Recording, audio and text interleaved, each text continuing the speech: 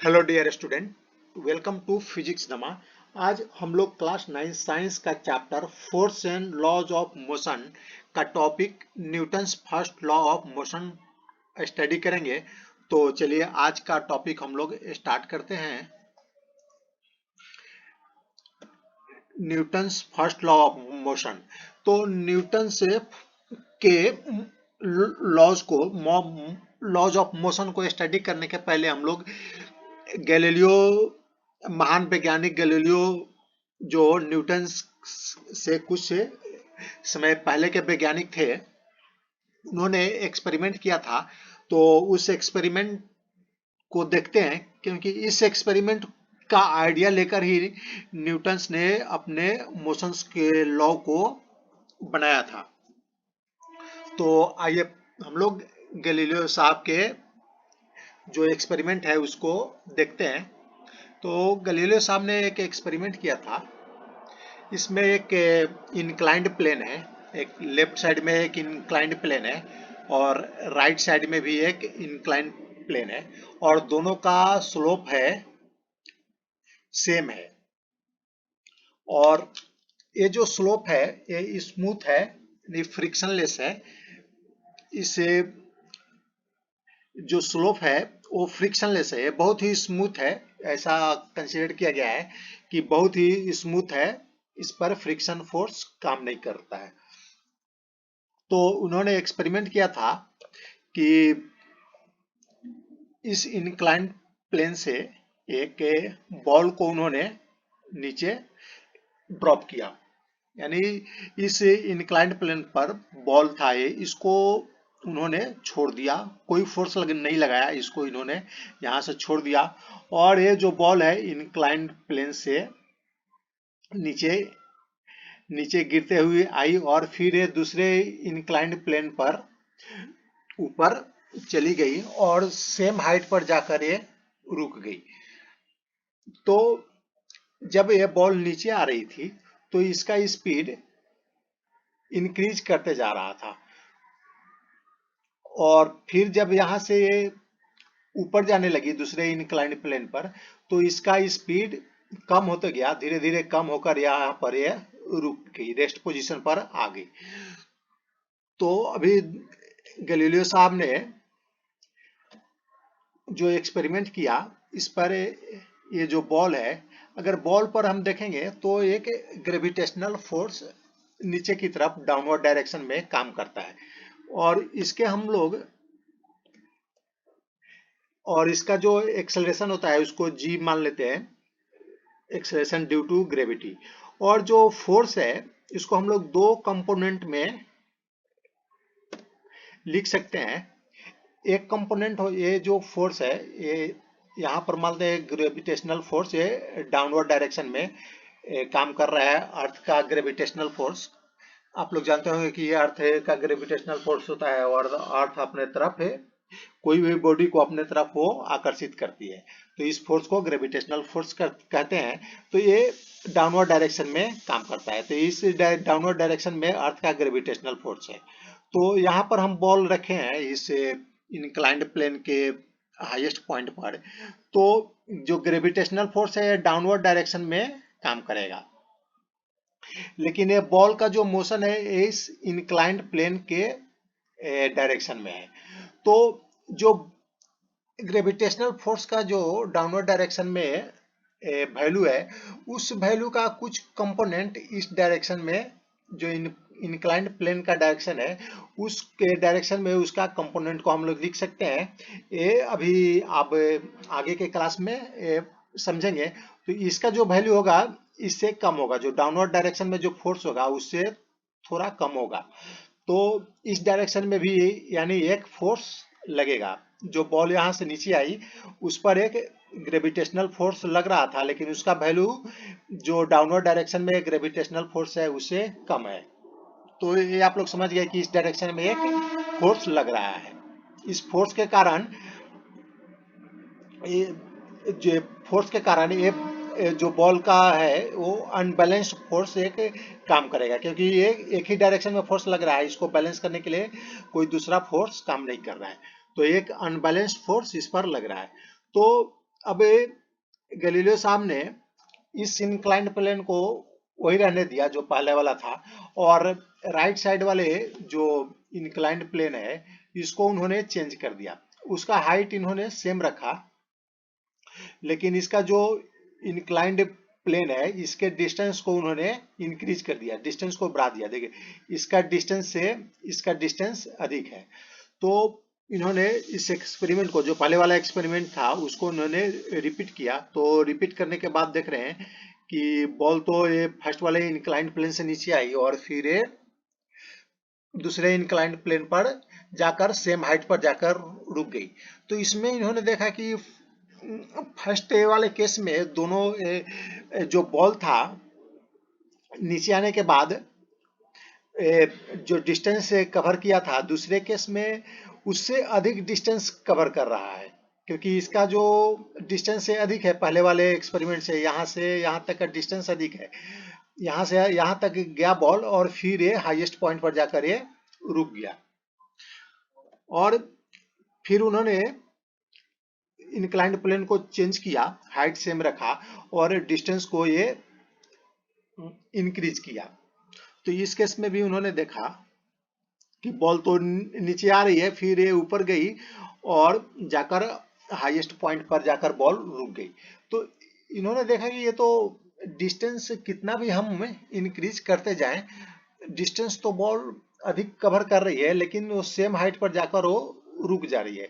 तो इन्होंने क्या किया कि अगर इंक्लाइंड प्लेन को हटा दिया जाए, तो इंक्लाइंड प्लेन को हटा दिया जाए, अगर बॉल का एक एक्सपेरिमेंट किया जाए बॉल से, और यहाँ से आगे का जो भी सरफेस है वो स्मूथ है, यानी उस पर कोई फ्रिक्शन काम नहीं करता है, तो बॉल कहाँ जाएगी?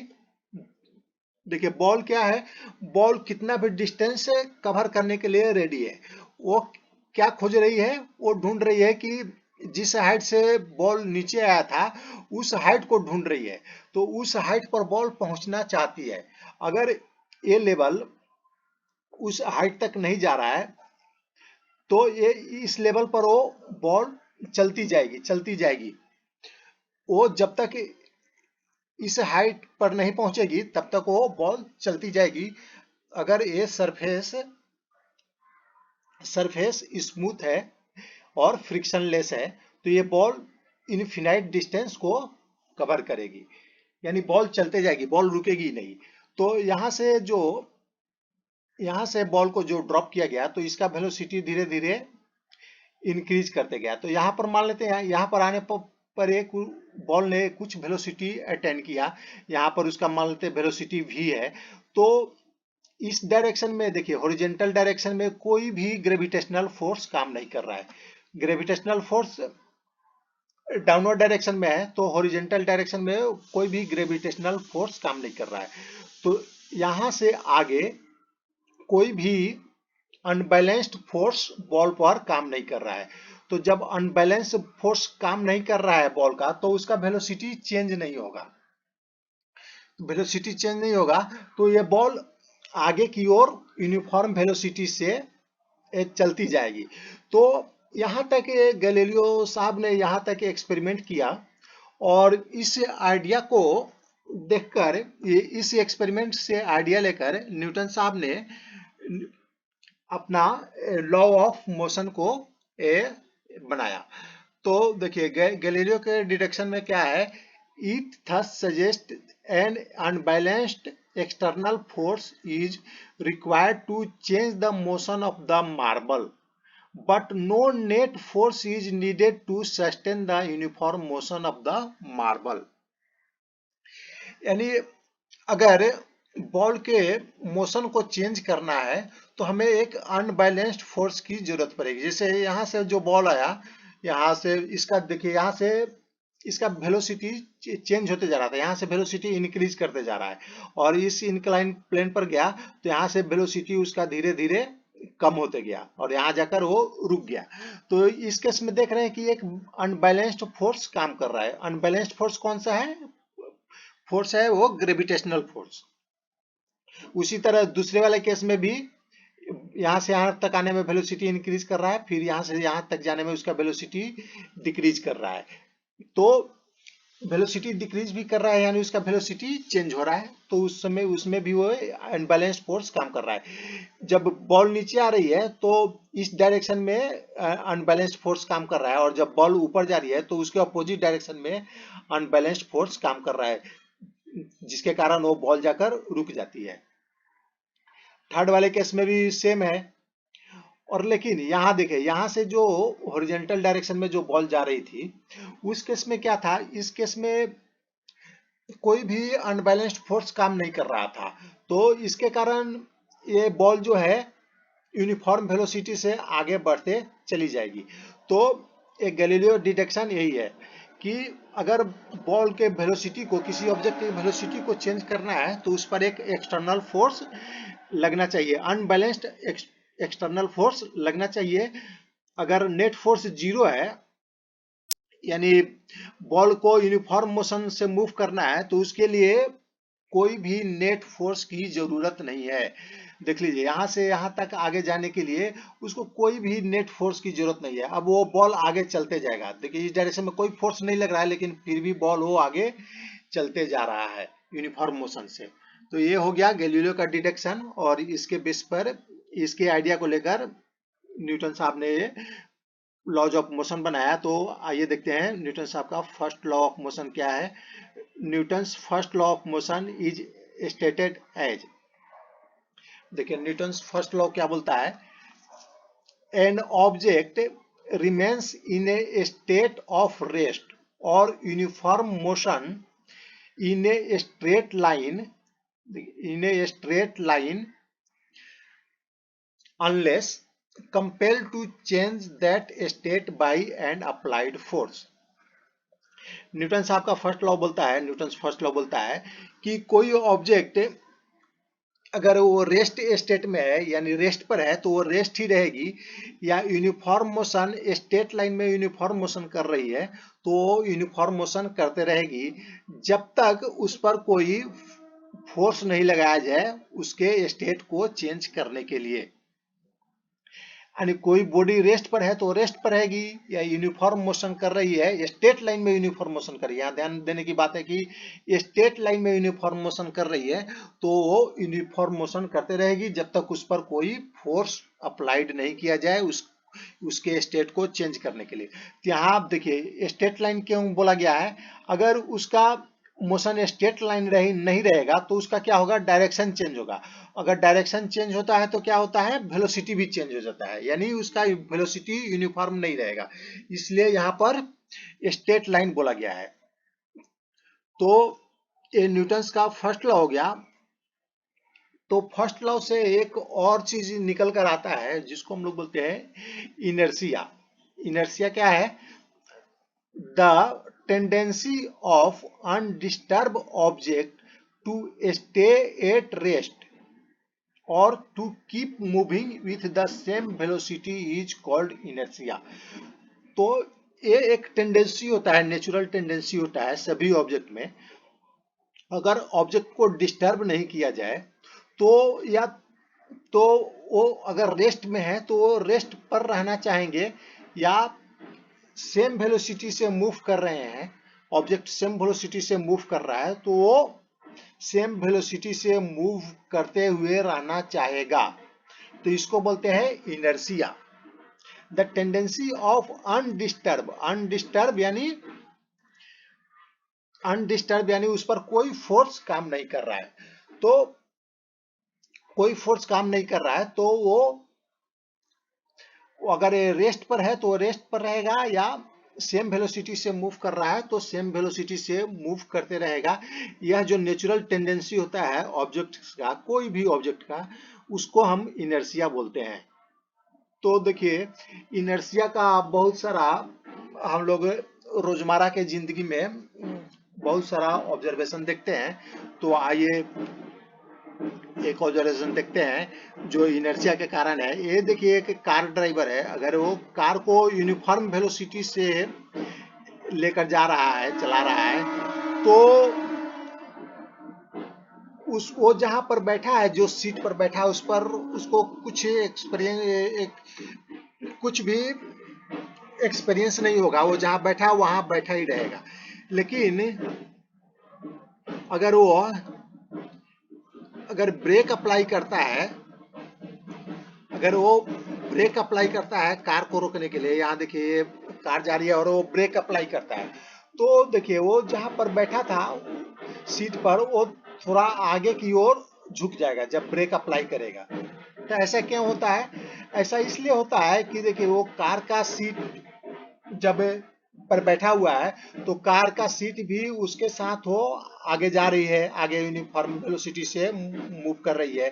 तो उसका नीचे का पोजीशन, जो कार के सीट पर जो ड्राइवर बैठा हुआ है उसका नीचे का पोजीशन भी उसी वेलोसिटी से मूव कर रहा है। लेकिन जब यह ब्रेक लगाता है, तो जब ब्रेक लगाता है तो कार का वेलोसिटी धीरे धीरे कम होने लगता है। यानी तो इसके साथ साथ जो ड्राइवर सीट पर बैठा हुआ है, तो उसका नीचे का पोर्शन का वेलोसिटी भी धीरे धीरे कम होने लगता है, क्योंकि वो कार के सीट के कांटेक्ट में है। लेकिन जो ड्राइवर का जो ऊपर वाला पोर्शन है, ऊपर का बॉडी है, वो क्या है, वो आगे की ओर मूव कर रहा है। वो आगे की ओर मूव कर रहा है, तो जब ब्रेक लगाता है तो नीचे वाला पोर्शन का वेलोसिटी कम होने लगता है, लेकिन ऊपर वाला पोर्शन का वेलोसिटी, वो जो पहले वाला वेलोसिटी था इनर्शिया के कारण, वो पहले वाला वेलोसिटी रहता है। तो जिसके कारण क्या होता है कि उसका आगे का पोर्शन पहले वाला वेलोसिटी के साथ आगे मूव करता है, लेकिन नीचे वाला पोर्शन कार का वेलोसिटी कम होता है, तो वो नीचे वाला पोर्शन थोड़ा कम वेलोसिटी से आगे बढ़ता है। तो इसके लिए इसका जो आगे का पोर्शन है वो थोड़ा, सॉरी, ऊपर का जो पोर्शन है ड्राइवर का, वो थोड़ा आगे की ओर चला जाता है। ऐसा आप लोग ने भी देखा होगा, अगर कार के सीट पर बैठे हुए हैं, अगर ड्राइवर ब्रेक लगाता है तो आप आगे की तरफ वो झुक जाते हैं, या आपको आगे वाला सीट से टक्कर होने से बच जाता है। टक्कर भी हो सकता है, अगर जोर से ब्रेक लगाया, अचानक ब्रेक लगाया, तो टक्कर भी हो सकता है आगे वाले सीट से। इसलिए सीट बेल्ट का उपयोग किया जाता है ताकि वो आपके बॉडी को आगे नहीं जाने दे। उसी तरह ये बस में देखिए, बस भी अगर रुकी हुई है और अचानक खुलती है, आप बस में बैठे हुए हैं और बस रुकी हुई है, और ये बस जैसे ही ये खुलती है तो आपको एक पीछे की तरफ झटका लगता है। ऐसा क्यों होता है? इसका भी रीजन इनर्शिया है। जब आप बैठे हुए हैं तो जो आपका नीचे का पोर्शन है वो बस के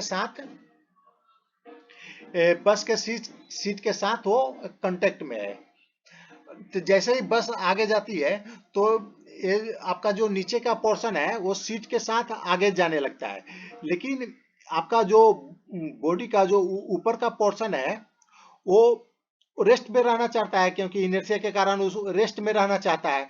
तो और आपका नीचे का पोर्शन जब बस चली तो सीट के साथ वो आगे जाना चाह रहा है, तो आपका जो ऊपर का जो पोर्शन है वो वहां पर ही रह जाता है, और ये बस का जो नीचे का पोर्शन है वो आगे की ओर चला जाता है। तो जिसके कारण आप क्या होता है, पीछे की तरफ झुक जाते हैं। तो ये सब का रीजन इनर्शिया है। जैसे ये कार है, और कार का मान देखिए ये डायरेक्शन चेंज कर रहा है, इस डायरेक्शन में जा रहा था, अभी अचानक मुड़ गया इस डायरेक्शन में।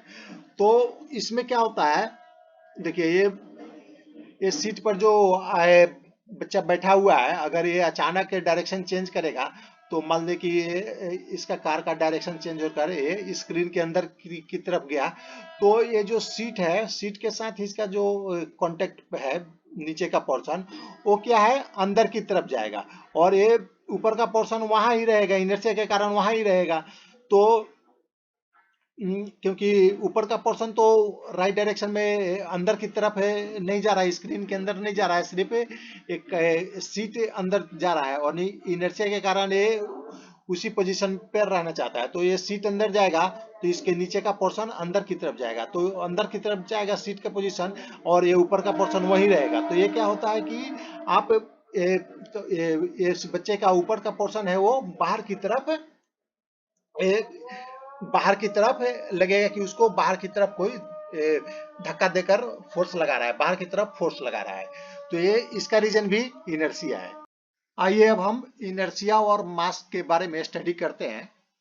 तो देखिए इनर्शिया क्या होती है। If a body is at rest it tends to remain at rest. अगर कोई बॉडी रेस्ट पर है तो वह रेस्ट पर ही रहना चाहती है। If it is moving it tends to keep moving. अगर वह मूव कर रही है, मोशन कर रही है, तो वह मोशन करना चाहेगी। This property of an object is called its inertia. यह जो प्रॉपर्टी है ऑब्जेक्ट का, ये नेचुरल प्रॉपर्टी है, इसको इनर्शिया बोलते हैं। यानी कोई बॉडी रेस्ट पर है तो रेस्ट पर रहना चाहेगी, या कोई बॉडी मोशन कर रही है तो वो मोशन करते रहना चाहेगी। इस प्रॉपर्टी को इनर्शिया बोलते हैं। तो देखिए एक एम्प्टी बॉक्स है और इस पर एक 5 न्यूटन का फोर्स लगाया जा रहा है। तो 5 न्यूटन का फोर्स लगाते हैं तो ये देखिए बॉक्स यहां से यहां तक आ गया। और एक दूसरा बॉक्स लेते हैं, ये बहुत हेवी है compare to this box, it is heavier. तो इस पर भी 5 न्यूटन का फोर्स लगाते हैं तो देखिए ये थोड़ा कम डिस्टेंस तक मूव किया। अच्छा, ये दोनों का बॉडी का जो इनिशियल में रेस्ट पर था, तो ये दोनों बॉडी क्या चाहेगी कि रेस्ट पर रहना चाहेगी इनर्शिया के कारण। तो देखिए अगर इस पर हम 5 न्यूटन का फोर्स लगाएं तो ये थोड़ा अधिक दूर तक I compare to this box, और इस पर 5 न्यूटन का फोर्स लगाएं तो यह कम दूरी तक मूव की। तो इसका इनर्शिया, इसे क्या मालूम चलता है कि इसका इनर्शिया जो फोर्स है, ये फोर्स के कारण जो मोशन हुआ इसको अधिक अपोज कर रहा है, और ये थोड़ा कम अपोज किया। यानी इसका इनर्शिया कम है कंपेयर टू इसके। इसका इनर्शिया अधिक है तो इसने मोशन को अधिक अपोज किया तो यह कम दूरी तक आया, और इसका इनर्शिया कम है तो इसने मोशन को कम अपोज किया तो यह अधिक दूरी तक पहुंच गया। तो इससे हम देख रहे हैं कि जो हेवियर बॉडी है उसमें इनर्शिया अधिक होता है, और जो लाइटर बॉडी है उसमें इनर्शिया कम होता है। जैसे एक दूसरा एग्जांपल लेते हैं, लाइट बॉल है, हल्की बॉल है, ये बच्चा थ्रो करता है तो ये बॉल यहाँ पर आकर गिर गया। और एक दूसरा मेटल का बॉल है, इसको यह थ्रो करता है तो यह बॉल थोड़ा कम दूरी पर आकर गिरा। तो दोनों का पहले यहाँ पर जो बॉल इसके हाथ में था तो ये रेस्ट पर था, यानी ये दोनों बॉल क्या चाहेगी कि रेस्ट पर रहना चाहेगी। अगर इसको ये थ्रो किया गया तो ये थ्रो करने के बाद इसका दोनों बॉल का मोशन होता है तो ये मोशन को अपोज करना चाहेगी इनर्शिया के कारण। तो देखिए जी किसका इनर्शिया अधिक है, इसको देखने से मालूम चला किसका इनर्शिया अधिक है। ये जो हेवी बॉल है उसका इनर्शिया अधिक है, क्योंकि इसने मोशन को अधिक अपोज किया तो कम दूरी तक गया। और इसका जो क्या है, ये हल्की बॉल थी तो इसका इनर्शिया कम था तो इसने कम अपोज किया, मोशन का कम अपोज किया। यहाँ जो फोर्स लगाया इसको थ्रो करने के लिए तो ये रेस्ट पर थी, यहाँ पर रेस्ट पर थी तो इसको अपोज किया। ये रेस्ट पर रहना चाहती थी तो इसके मोशन को अपोज किया तो यह लेकिन कम अपोज किया तो यानी यह अधिक दूरी पर आई। दोनों का जो फोर्स लगाया गया था वो सेम लगाया गया था। तो ये यानी इससे पता चलता है कि जो हेवियर बॉडी है उसका इनर्शिया अधिक होता है, और जो लाइटर बॉडी है उसका इनर्शिया अधिक होता है। The inertia of an object is measure by its mass. तो इनर्शिया को हम उसके मास से मेजर करेंगे। तो यह वीडियो आपको पसंद आया तो इसे लाइक करें, शेयर करें, आप सब्सक्राइब करें। Thanks for